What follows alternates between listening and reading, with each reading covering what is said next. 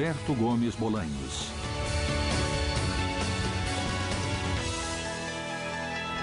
Biografia.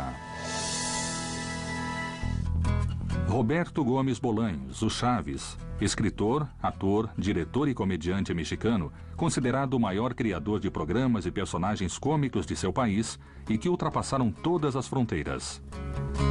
Chaves, sua criação de maior sucesso há 40 anos ininterruptos, continua no ar em mais de 90 países, dublado em mais de 50 idiomas. Outra de suas criações, o Chapolin Colorado, se transformou em um ícone das telas da América Latina, no lugar dos super-heróis da cultura norte-americana. Acho que um de seus grandes feitos foi talvez criar todas aquelas frases que trouxeram personalidade e características que o tornaram inesquecível. Criador de um humor universal sem fronteiras, bem-sucedido no cinema e no teatro, com recordes de bilheteria. No rádio e na televisão, seus programas alcançaram os mais altos índices de audiência. Ele mostrou que é possível fazer uma televisão, um espetáculo bom e de sucesso.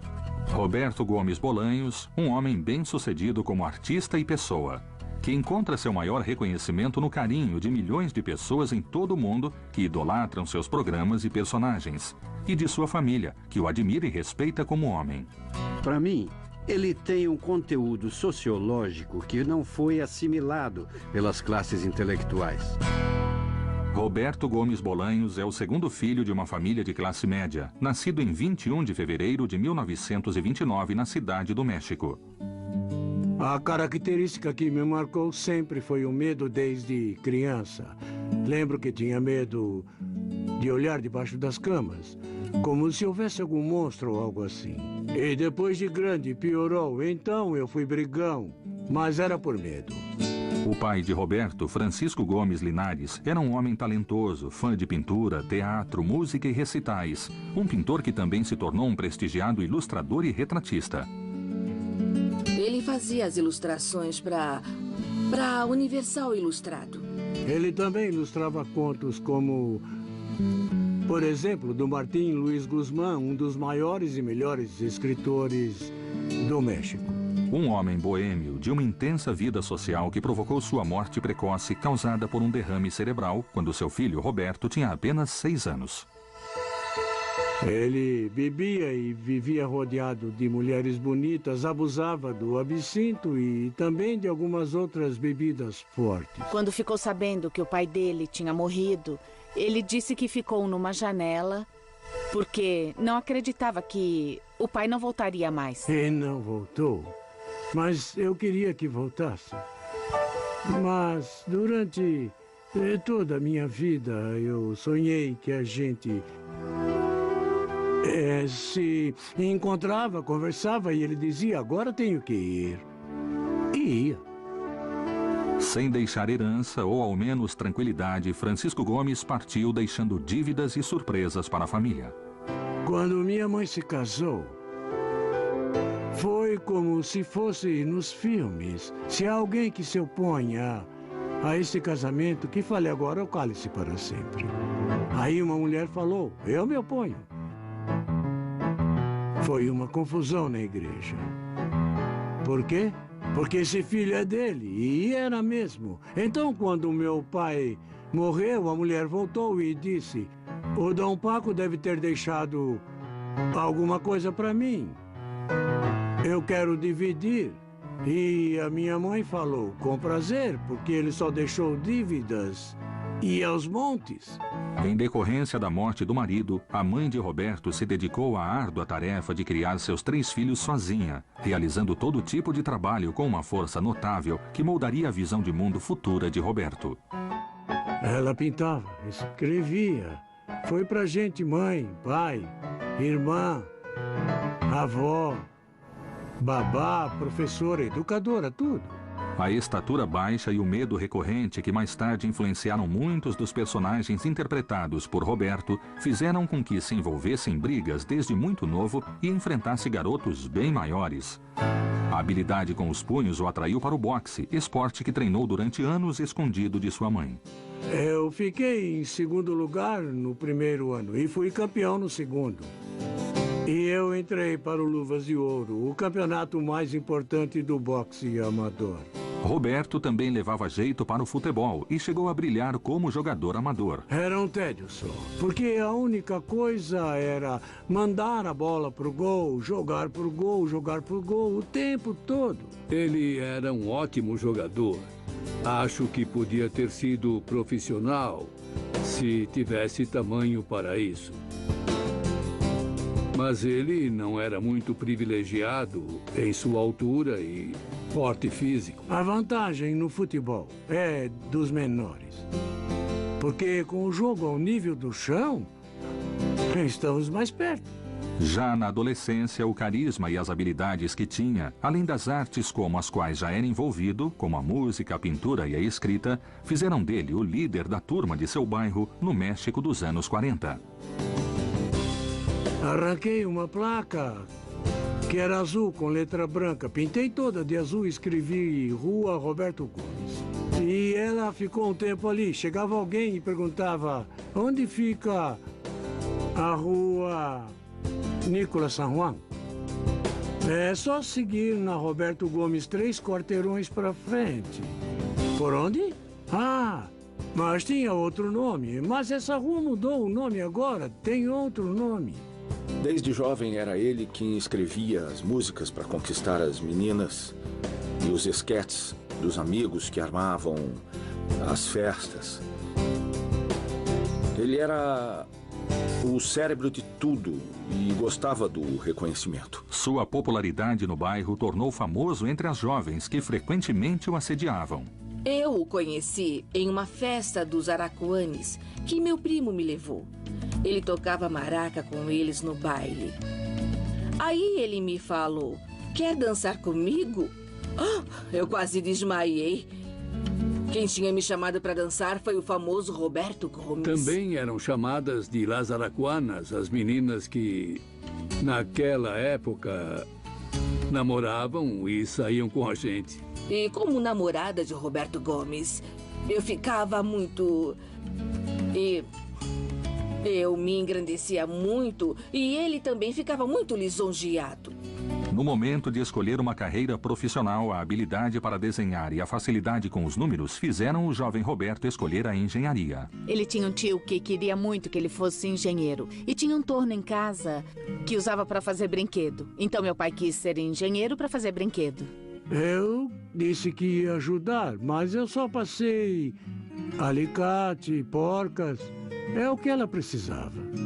Entretanto, a falta de qualificação e o trabalho com um futuro monótono pela frente o levaram a repensar sua carreira. Certa manhã, um anúncio no jornal chamou sua atenção: de aprendizes para trabalhar no rádio e televisão. Na mesma manhã, lá se foi Roberto à agência de publicidade para se deparar com uma fila imensa, repleta de aspirantes ao posto de produtor. A menor fila era de redator publicitário. E foi esse o emprego que ele conseguiu. Aí o gerente disse: você consegue datilografar depressa? E eu... Bom, na verdade, nos últimos 2 anos não encostei numa máquina. Mas não importava, nos 2 últimos anos, nem nos anos anteriores, nunca tinha encostado numa máquina. O trabalho na agência fascinou o jovem Roberto.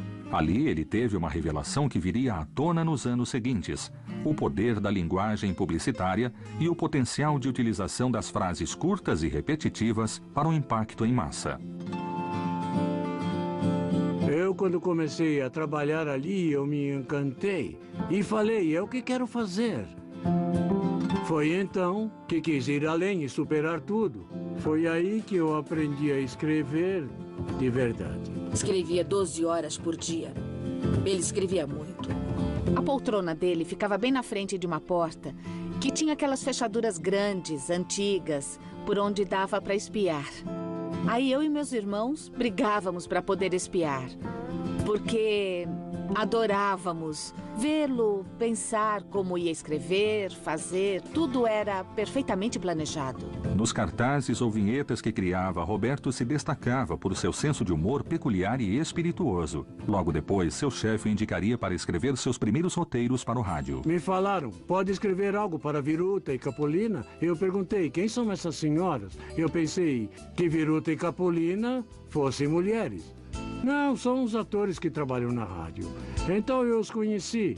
E depois disso, eu comecei a escrever para todos os comediantes. Sem conhecê-los pessoalmente, o jovem Roberto Gomes escreveu seu primeiro roteiro e o impacto foi imediato. O programa de rádio tinha 15 minutos. Comecei a escrever e... antes de um mês falaram, tem que aumentar para meia hora. Aumentamos e virou a maior audiência. De olho no potencial da combinação dos textos de Roberto Gomes com o carisma da dupla cômica, a empresa patrocinadora se propôs a reproduzir a mesma ideia em um meio em expansão, o da televisão. O trampolim que impulsionaria Roberto à fama e o faria descobrir mais um de seus talentos, a atuação.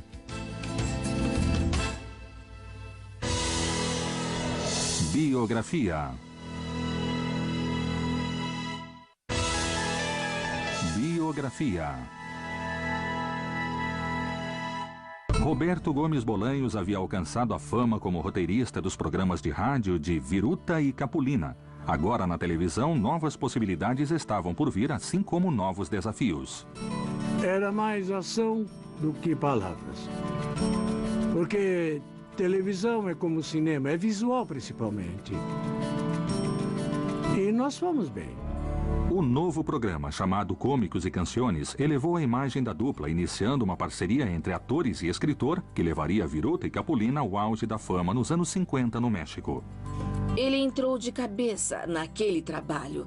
Ficava muito preocupado com o que ia ganhar. Não queria ser rico. Pelo menos era o que ele me dizia. Vivíamos modestamente. Eu tinha um salário baixo. E a gente não ligava muito para isso. Nosso apartamento era bem pequeno. O amor que unia Roberto e Graciela logo deram frutos. 5 meninas e um menino alegrariam a nova casa em que Roberto descobriria outra de suas facetas, a arte de ser um pai dedicado. Meu pai era muito presente e nos fazia rir também bastante. Brincava, explicava várias coisas. Não tinha nem castigo, nem bronca. Ele só falava, você acha certo o que fez? Você acha que isso é legal? E aquilo era pior que qualquer coisa. Meu pai, no Dia dos Mortos, abria a porta de casa e fazia uma fogueira no jardim. Comprava linguiça, petiscos e todos os vizinhos vinham brincar com a gente. Somos uma família unida que vai junto para todo lado e arruma qualquer pretexto para festejar e se reunir. Ele tocava violão e cantava com a gente, fazia umas sessões cantando e tocando violão. Me pedia para fazer a segunda voz e a gente cantava por horas, horas e horas. O meu pai falava, numa boa, me enganei. Tinha razão. Eu errei. E pedia desculpas. Eu nunca ouvi uma das minhas amigas falar que o pai delas pedia desculpas. Para mim, é um sábio. Um sábio que soube conduzir na vida irmãos que são tão diferentes em vários sentidos, o que é parte de sua sabedoria. Eu passei minha infância nos programas do Viruta e Capolina, que eram ao vivo, ou seja, era escrever durante a semana e ensaiar todas as manhãs. Lembro que ia lá no estúdio, onde se gravava o programa do Viruta e Capolina, e falava meu tio Capu e tio Viru. Quer dizer, éramos todos uma família de verdade. O programa Cômicos e Canciones serviu como meio para o inquieto e criativo Roberto explorar e incrementar a sua veia artística. Logo, ele sentiria a necessidade de atuar. Então, começou em papéis secundários, nos quais se destacava por seus pulos e tombos ágeis, fruto dos esportes que praticava. Claro que sim! Entre, senhor! Olhem só, essa é uma ótima oferta que eu trouxe. É um anel com um brilhante da melhor qualidade. Eu posso vender para vocês. Olhem bem esse brilhante, 2 esmeraldas, um acabamento perfeito que nem na joalheria de Nova York conseguiriam fazer. Se vocês... por favor, se vocês... Bom, essa é uma oferta que não vão encontrar. Olhem bem, olhem aqui. Olha, espera um pouquinho, espera. Vocês precisam comprar. Precisam sim. Esperem. Eu quero mostrar. É o melhor que vão encontrar em qualquer lugar. É uma aliança que não tem igual. Vejam bem, garanto que farão um bom negócio. Eu posso vender por um preço ridículo, totalmente ridículo. Deu trabalho, mas consegui. Se é vendedor, pra fora. Você... A primeira vez que atuei em um programa, já tinha 29 anos. E foi porque faltou um ator. Os programas eram ao vivo, sem cortes. Quando saí, falaram, se saiu muito bem, por que não faz mais? Então continuei participando. Lembro de uma cena que me fez rir muito num programa do Viruta e Capulina em que ele participou. Eu recordo que minha mãe me falou, esse é o homem que escreve o programa. Então ele tomou um comprimido para dormir. Apagou, caiu imediatamente no sofá e tirou uma soneca. Eu dava tudo o que podia em qualquer coisa para escrever, atuar, dirigir. Quando dirigi, me falaram, é o diretor do programa? Eu não. Como não? O que está fazendo é dirigir. Eu não, eu só falei para eles que era para fazer isso, mais nada. Mas isso é dirigir. Ah, é mesmo? Com Viruta e Capulina, Roberto também teria contato com o cinema em 1958 como roteirista do filme Los Legionários, do diretor Agustín Delgado. O Agustín Delgado falou... Escuta, você é nosso pequeno Shakespeare. Era só um diminutivo de Shakespeare. E ele falava que eu escrevia muito bem, que era um pequeno Shakespeare. Então, no começo, ele e todo o pessoal falavam Shakespearito como um estrangeiro. Todos começaram a me chamar daquele jeito, então castelanizei para Shakespearito. O filme foi um grande sucesso e as consequências instantâneas. Chegou um momento em que Viruta e Capulina se tornaram campeões de audiência, no México e fora do México também. Então, o Roberto sempre foi ótimo nessas coisas. Vendi uns 50 roteiros para vários atores famosos, dos quais tenho ótimas recordações. A maioria das vezes era comédia. Mas também escrevi alguns dramas. Ao mesmo tempo, Roberto continuava sendo o roteirista de televisão mais bem-sucedido. Eu escrevi os 2 programas. E eles disputavam o primeiro lugar na audiência, que era o Cômicos e Canções e El Estúdio de Pedro Vargas. A repetição da estrutura em que somente um personagem contava a piada se tornava uma ideia ultrapassada para Roberto. E ele propôs um jeito novo de fazer humor que, aos poucos, foi aperfeiçoando. O normal era os humoristas daquela época fazerem as piadas sozinhos. Eu sei porque escrevi para um deles. Não vou falar nomes, mas um dia ele reclamou, não, porque tem uma piada para outro. O humorista aqui sou eu. Nada de piadinhas para os outros, eles só vão fazer o que eu quero. Quando Capulina começou a se incomodar com a atuação de Chespirito, Roberto aceitou se retirar da frente das câmeras com a condição de que seu crédito como roteirista ao final do programa fosse do tamanho do protagonista. A importância de Gomes Bolanhos para a fórmula do sucesso se fazia cada vez mais necessária. Eu ainda atuei com o Capulina em 2 filmes que eu escrevi.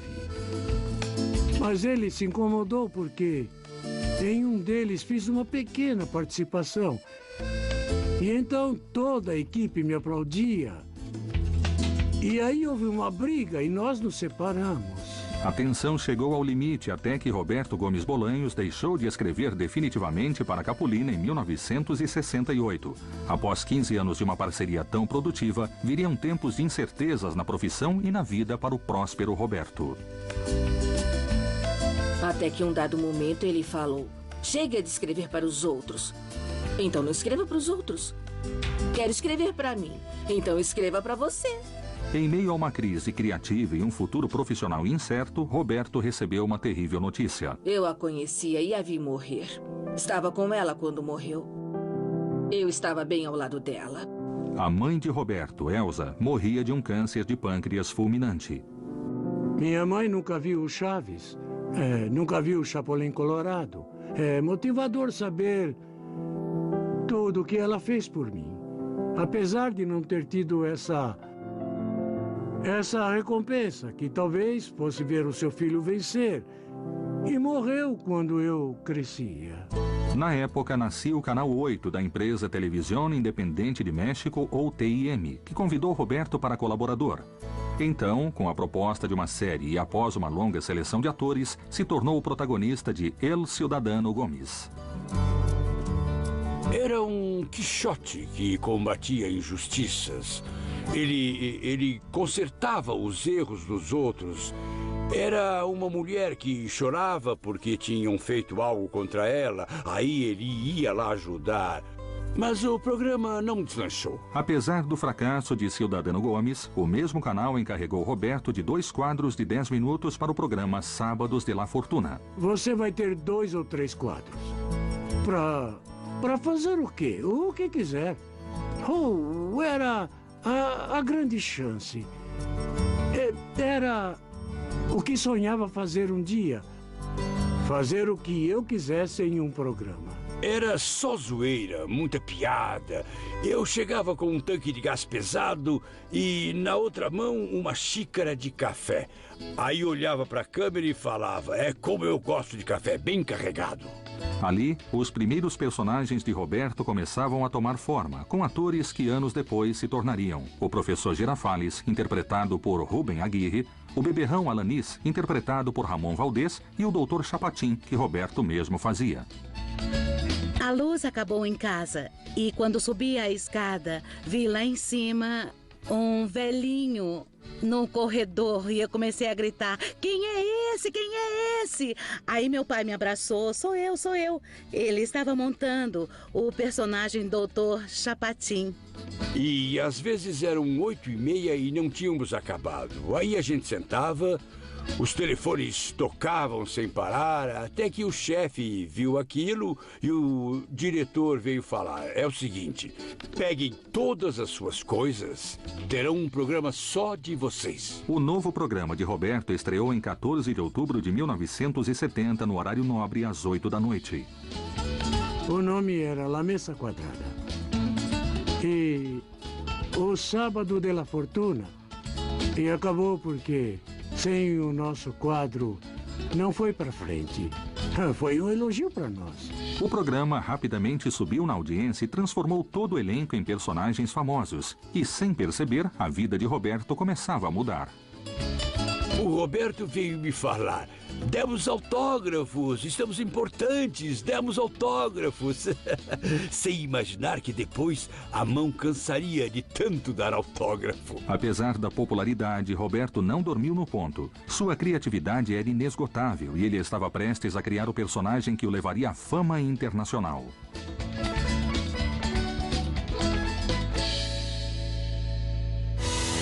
Biografia.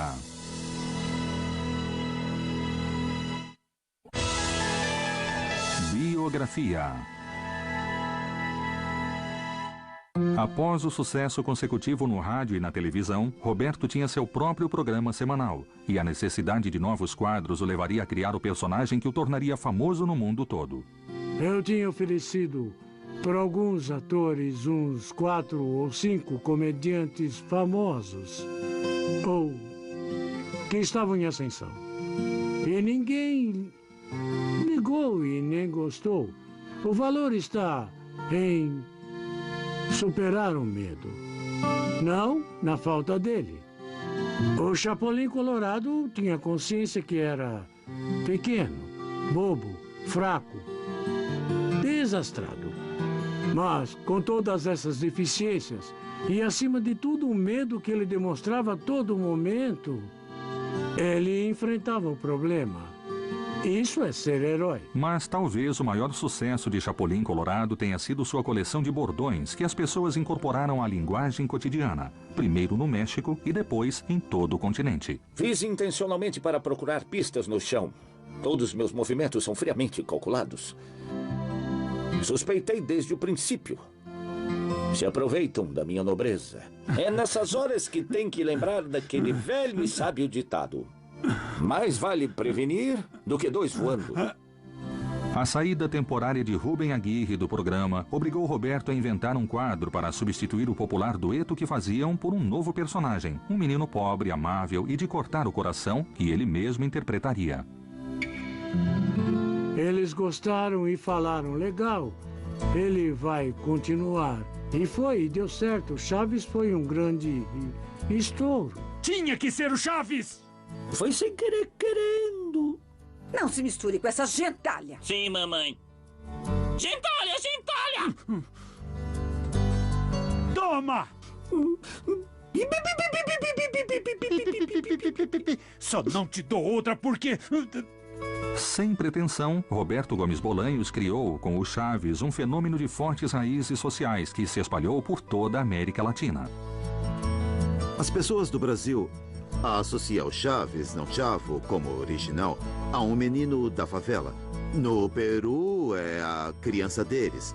Todo o país tem o seu Chaves, porque ele é o típico menino pobre que podemos encontrar na periferia de Buenos Aires, na Argentina, em Tegucigalpa, Honduras ou de El Salvador. A vizinhança é o núcleo de uma comunidade e ele soube aproveitar isso. Com o Chaves do 8, nome que faz referência ao canal que o transmitia, Roberto também realizou uma de suas principais propostas na televisão humorística, criar um grupo de atores em que todos atuassem por igual, gerando um impacto profundo sobre o telespectador. O Roberto tratava todos iguais. Por exemplo, no roteiro, às vezes o programa era todo da Maria Antonieta de Las Nieves. Às vezes era todo do Ramon ou o meu. Todos participávamos por igual em relação às piadas ou aos diálogos que tínhamos. O Chaves sem os demais não teria o valor que tem em conjunto. E se analisar a estrutura de um bloco ou de um programa inteiro do Chaves, vai ver que a participação dele não é tão grande assim. É uma dinâmica de equipe enorme. Entre todo o elenco, um é completamente diferente do outro. Então, eu era a peça que faltava. Tinha a Maria Antonieta jovem e pequena, e eu era jovem e mais alta. E a Angelines, que era alta e mais madura. E os homens a mesma coisa. Escrever e atuar passou a não ser suficiente para o processo de criação. A visão periférica de Roberto Gomes Bolanhos e do meio audiovisual logo levaram a tomar as rédeas de suas produções, também como diretor. Ele sempre foi inimigo do teleprompter. Ele não gostava de ponto eletrônico e por isso o programa acontecia mais solto, mais natural. Uma das coisas que aprendi foi a não improvisar na gravação. Se qualquer um do elenco pensasse em alguma piada, tinha sempre que mostrar durante o ensaio. O jeito com as mãos, a gesticulação, eu inventei. Porque eu queria destacar a altura do Roberto e da minha. Sabia que ainda falam que você é desse tamanho e eu... Estamos loucos? É que o improviso tinha que seguir 3 premissas. Que fosse apropriado para o momento em que a cena estivesse sendo feita. Apropriado para o personagem. E que fosse bom. O Roberto tem um senso, conhece a televisão de uma maneira incrível, conhece muito bem. Era uma coisa absurda, ele dava praticamente tudo pronto pro cenógrafo. E com base no desenho que ele fazia em casa, era feito todo o plano cênico. Então, quando chegava no estúdio para gravar, já tinha tudo resolvido. Eu dirigia com muito rigor e efetividade, mas sem força nem abuso. Sempre tratei as pessoas bem. Eu lembro ter gritado em 25 anos de programa umas 3 ou 4 vezes. Porque antes era costume os jovens escutarem os adultos. Porque aprendíamos com eles. E sei que o último dos meus mentores, com quem aprendi tudo o que ele me permitiu aprender, foi o Roberto Gomes Bolanhos. Como pai dedicado e presente que sempre foi, Roberto observava as atitudes e brincadeiras dos filhos, que aos poucos eternizou na memória do público através de seus personagens tão familiares. Por exemplo, uma das minhas filhas dava pulinhos como o Chaves empolgado. Pai, e quando a gente chegar, então? Ela falava saltitando. Isso. E aí eu pegava bem as garrafas e depois e tudo. E eu pegava e zaz. Tá bom, Chaves, anda logo. Eu fazia uma porção de gestos para falar quando ia pedir para ele deixar eu ir comprar alguma coisa ou se ia brincar. E aquilo chamava a atenção dele. Minha outra filha repetiu uma coisa que acho que era da escola. Quando uma coisa a incomodava, ela falava, isso me dá coisas. E eu usei no Dr. Chapatin. Eu fazia aquilo quando era pequena. Por isso que o Chapatin também fazia. Meu pai sempre foi muito próximo. Não só da gente, dos filhos, mas também dos sobrinhos e dos jovens da família. Teve uma vez que ele saiu correndo da gravação e chegou vestido de Chaves. E foi chocante. Chocante no bom sentido. Porque eu sabia que meu pai era o Chaves, eu via na televisão. Vê-lo entrar em casa de Chaves. Eu era uma criança fanática pelo Chaves. E foi lindo. Eu lembro que aquilo me emocionou muito. A popularidade do programa mexeu com a concorrência e Roberto se viu tentado a mudar de emissora. Emílio Azcárraga Milmo, dono da Telesistema Mexicano, ofereceu a ele uma quantia exorbitante. Ele falou, não, espera. Não posso porque tem um contrato em vigência. Por fim, Azcárraga não teve mais que esperar Roberto encerrar seu contrato, já que logo houve a fusão do Telesistema Mexicano com a TIM para o nascimento da poderosa Televisa. Anos depois, o seu Azcárraga reconheceu o fato dele não ter abandonado quem tinha lhe dado a chance de sua vida. Várias coisas me marcaram, e uma delas, a principal de todas, era a enorme sinceridade que ele transmitia para você. Ao falar, ao tratar com ele, era um homem... É o cara mais modesto que já conheci em toda a minha vida. Um homem de verdade. Os programas do Roberto seguiram no mesmo horário no Canal 8 e Canal 2, mantendo seu primeiro lugar em audiência. E o Chaves do 8 se tornou somente o Chaves, um fato decisivo que abriu o mercado internacional para a Televisa. Uma coisa que nos orgulha bastante, e muita gente não sabe, é que o Chapulin Colorado foi o primeiro programa mexicano a se tornar internacional. A Guatemala foi o primeiro país a comprar a série e o Equador o primeiro na América do Sul. Com exceção de Cuba, se espalhou por todos os demais países do continente, incluindo os Estados Unidos. Seus programas foram dublados em mais de 50 idiomas e sucesso em nações distantes e culturalmente diferentes, como China, Japão, Itália e Angola, entre muitas outras. O Chaves, com certeza, para mim, é o grande ícone do Roberto E eu também diria que é o nosso Mickey Mouse, sem dúvida. Por fim, alcançaria a fama. E os programas de televisão não eram suficientes. As pessoas queriam ver Roberto ao vivo. Então, começaram as turnês, primeiro pelas cidades do interior do México. Podem fazer uma apresentação em Xochimilco, aqui perto? Com o Chapulin Colorado? Sim? Nós fomos lá e quanta gente... E nós acabamos, todos vieram. E fiquei com medo. Então, saí correndo e eles me perseguiram. Eu caí e a polícia teve que me tirar de lá, porque vieram em cima de mim. Depois eu entendi que era puro carinho, mas puro carinho também pode matar. O Roberto não quis que as pessoas vissem o mesmo que na televisão. Então mudou toda a apresentação. Acho que as pessoas iam mais para nos ver como atores do que para nos ver atuar. Para mim era fácil falar e abraçar meu pai porque ele estava perto de mim. Mas eu não entendia por que as pessoas faziam aquele alvoroço para se aproximarem dele. A popularidade do programa fora de seu país o levou a turnês internacionais. Quanto mais ao sul do continente, maiores as multidões. Entretanto, conforme a fama crescia, na vida pessoal de Roberto, seu casamento ia por água abaixo. Biografia.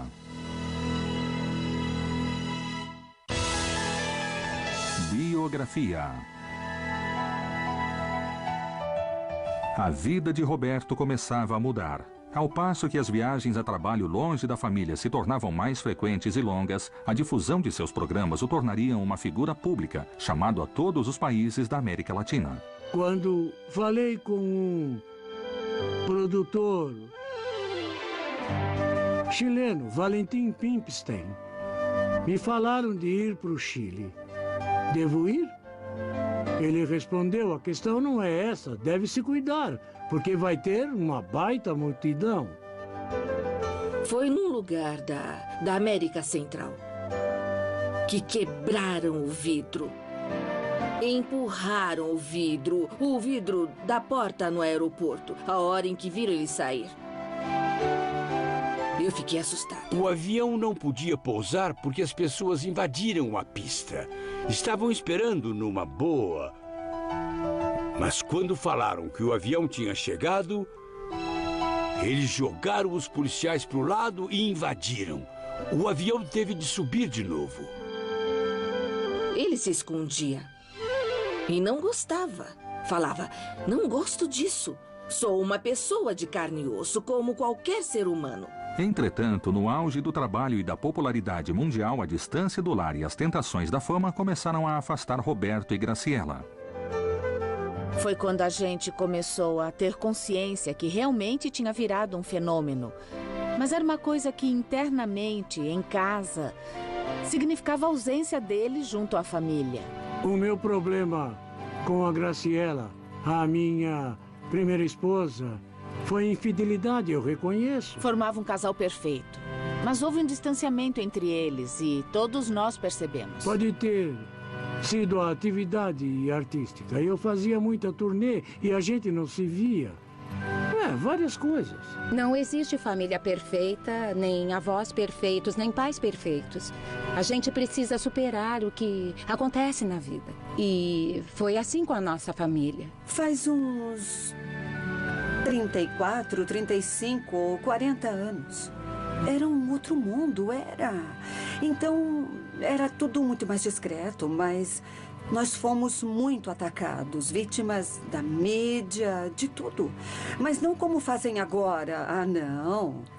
Eu era uma malvada ladra de marido e ele era um desgraçado que largava tudo. Mas ele não abandonou os filhos. Era um pai extraordinário.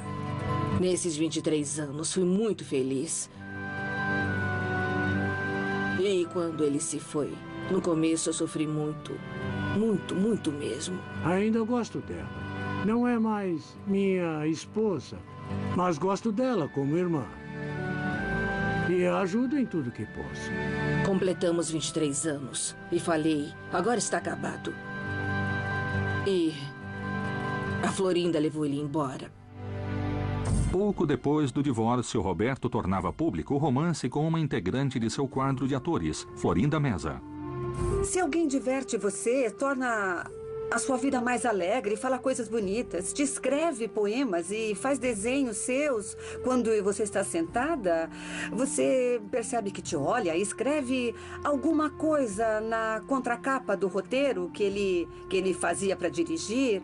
Então mostra o desenho que fez, você fica lisonjeada. No Chile, lembro como se fosse hoje, porque foi quando ela tomou a iniciativa.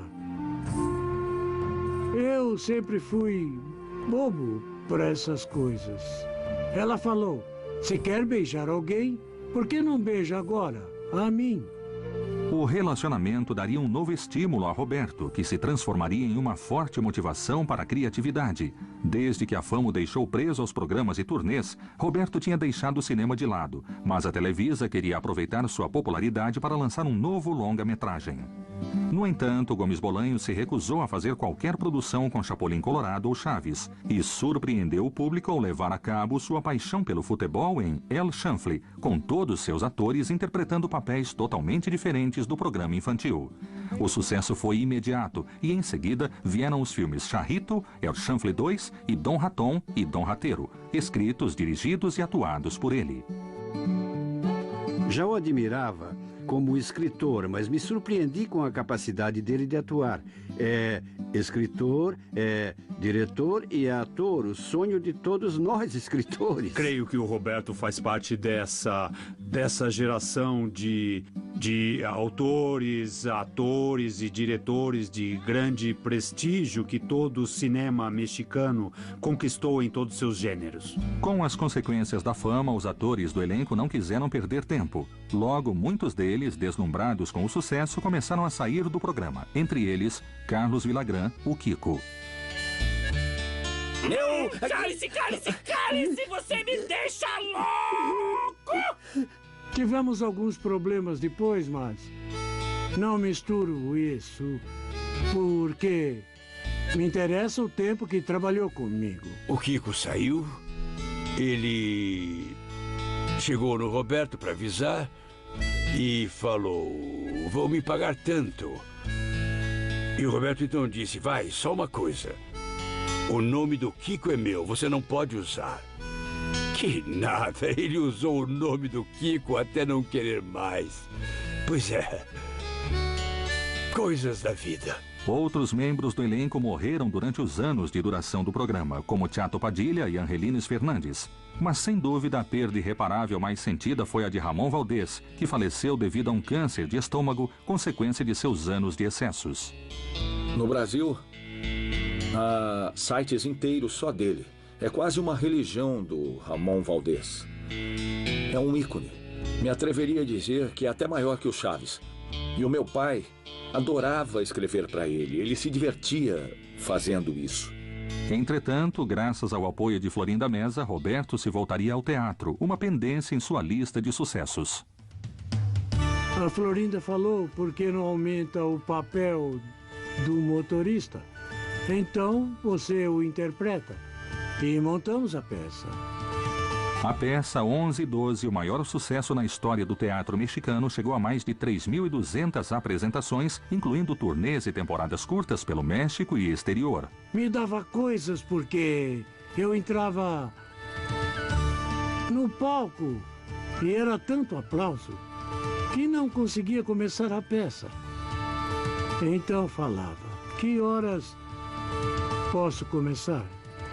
Eu precisava começar. E às vezes eu tinha que me impor para conseguir. A peça 11 e 12 também serviu como uma despedida honrada para Roberto se manter em evidência diante do público e a imprensa, e do surpreendente final de seus programas na televisão. A Televisa, para surpresa de todos, tinha tomado a decisão de mudar o programa de seu horário habitual. O sonho chegava ao fim para Roberto. Se não tem um horário especial, esquece. Falei para o meu amigo Azcárraga Milmo. Faltavam 10 ou 12 dias para completar 25 anos. E por que você não me avisou? Porque eu não imaginei que fosse fazer isso. Foi quando ligaram da TV Azteca e de Miami, de Los Angeles, falaram pra gente que pagariam o que fosse para que continuássemos trabalhando. E o Roberto disse, não, acabou. Acabou. Roberto decidiu encerrar o programa. Na opinião dele, Chaves e Chapolin Colorado deveriam parar antes de decepcionar o público. Aos 66 anos, ele não conseguia mais fazer as mesmas piruetas, sem contar a ausência cada vez mais notória do elenco. Ele se viu na televisão e falou, não posso mais fazer o Chaves. Não dá mais. O Chapolin Colorado exigia habilidade física que, com os anos, começou a se tornar mais difícil. Desde o estouro internacional, 25 anos antes, a exibição dos episódios de Chaves e Chapolin Colorado continuou sempre ao menos em 10 países, de lá para cá. Um recorde mundial de 40 anos consecutivos no ar. Há uma espécie de vazio entre 95 e 2000, pelo menos no México. Depois começaram a passar o programa com reexibição dos episódios e, de 2000 para cá, começamos a ver um tipo de auge no México e, novamente, na América Central e do Sul. Tem um canal no Brasil que exibiu Chaves 5 horas por dia. Porque precisava de audiência. A coisa ficou feia, então colocaram Chaves 5 horas por dia. E em seguida a audiência voltou. Além de gravar 3 discos com as vozes de seu elenco e músicas de sua autoria, Roberto escreveu 3 livros. O legado de Roberto é imenso. Seu acervo criativo é de um homem renascentista. E ainda assim, são as pessoas ao seu lado que mais colhem seus frutos. Roberto é meu mestre, meu mentor, meu amigo. Tenho um carinho especial por ele, por tudo aquilo que ele fez por mim, como compartilhar comigo não somente as coisas que sabe, e são muitas, como também sua família e o prazer de ter trabalhado com ele durante todo esse tempo. Um criador incansável que aproveitou os últimos momentos do rádio, o nascimento da televisão e o auge do cinema mexicano para fazer uma comédia universal, um humor livre e para todas as idades. Nossos intelectuais que não querem ter nada a ver ou não quiseram se envolver nessa época com a televisão, que alguns chamavam de caixa de idiota, perderam a chance de ver muitos programas inteligentes como os de Roberto, bem mais profundos do que parecem. Acho que para o público em geral, ele deixa a mensagem de que é possível na vida divertir-se com coisas muito simples mesmo, que as pessoas podem estar em família de uma maneira agradável e terem uma referência que une todo um continente. Sempre foi muito claro o seu desejo. Sabia que atingia milhões de pessoas e não queria criar dano social. E isso não tem preço numa pessoa. Um pilar indiscutível da televisão mexicana, que abriu as portas do mercado internacional e formou, com seus gêneros e formatos, uma escola humorística e de obras de qualidade. Na minha carreira, queria ser como ele. Claro que não consegui, porque ele é o número 1. Além da televisão, Roberto Gomes Bolanhos deixou no cinema e no teatro mexicano recordes históricos de bilheteria, apesar de nunca haver recebido prêmios ou reconhecimento da crítica mexicana. Ele é um artista nato, da ponta do dedão do pé ao último fio de cabelo que tem na cabeça. Sem dúvida, ele é um artista completo. Para Roberto, o único prêmio que obteve através de seus programas, obras e filmes é o carinho e reconhecimento do público. O Roberto é um verdadeiro comediante de sucesso internacional. No México, eu acho que não há outro. Eu não tenho dúvida que ele seja o personagem mais importante da história da televisão e em espanhol de todo o mundo. Eu penso que para o público ele vai deixar o grande e imenso sabor do sorriso, o quanto a vida é boa, o quanto ela é boa e bela. O bem sempre vence. Esse é o legado. O bem é aquele que vence sempre. Isso alimentará a minha mente, a minha imaginação, com lembranças lindas. E como diria o Chaves, no caso de uma inflação de felicidade. Eu que ia chegando tranquilo ao final da minha vida terrena, comecei a duvidar. Será que não há refúgio para a alma? Que morrer é deixar de existir?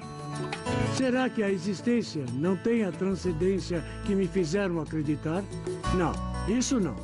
Por favor, eu com meu livre-arbítrio me atrevo a dizer: Deus, deve haver um erro. E me perdoe, Senhor, se com isso te incomodo. Entretanto, de algum jeito preciso falar. Não me venha falar que aqui acaba tudo.